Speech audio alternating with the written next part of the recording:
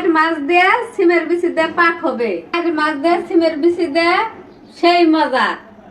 আজকে আপনারা চলে আইসেন, সেই মজা করে আজকে পাক হবে। আর মাছ দিয়ে সিম দিয়ে সেই মজার করে ভাত করব।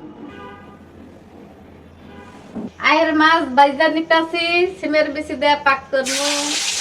তারা করে বাইজা এই আগুন বাইয়াও রে আজকে আসতে দে। তেল বেশি গরম হয়ে গেছে এর জন্য।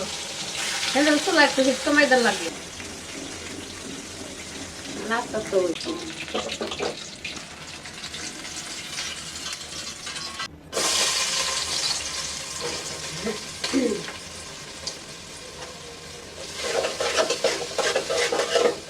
আদা রসুন বাটা লবণ দিয়ে দিলাম, মসুর গুঁড়ি দিয়ে দিলাম, হলুদ দিয়ে দিলাম,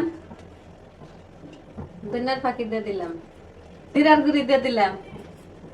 একটু নাড়া দিয়ে দিব, তারপরে হালকা করে একটু পানি দিব, দিয়ে হেরে কষবো। তারপরে দিয়ে দিব সিম আর টমেটো, সিম আর আলু দিয়ে দেবো। তারপরে সিম রান্না করতেছি, সিমের বেশি আলু দিয়ে দিলে আলু পুরাটাই দেবেন নাকি মাংস মধ্যে খান দেবেন?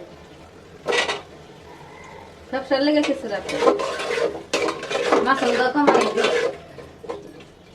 এর কি বন্ধ করি নাই। মশলা কষানি শেষ, দিয়ে দিলাম সিমের বিচি, এখন দিয়ে দিলাম টমেটো।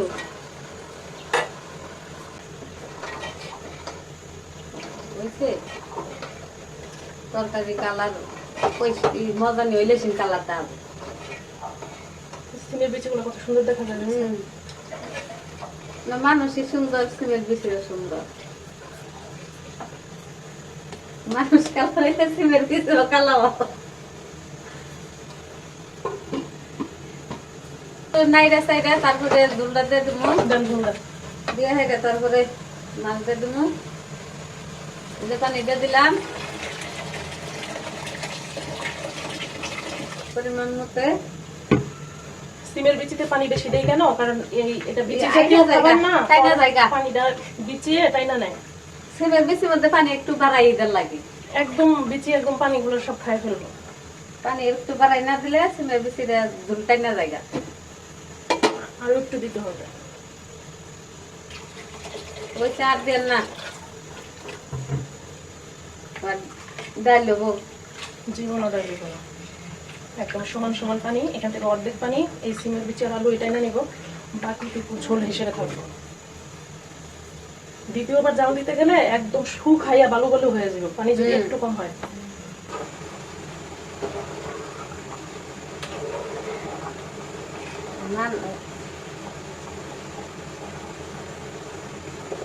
হয়ে গেছে, ধনিয়া পাতা দিয়ে দিলাম। সিমের বিশাল আর মাছ। দর্শক ভাইরা আপনারা দেখে চলে আসেন আমাদের মাঝে। অনেকে সিমের বেশি মাংস দিয়ে খাইতে পছন্দ করে, আমার কাছে মাছ দিয়ে বেশি ভালো লাগে।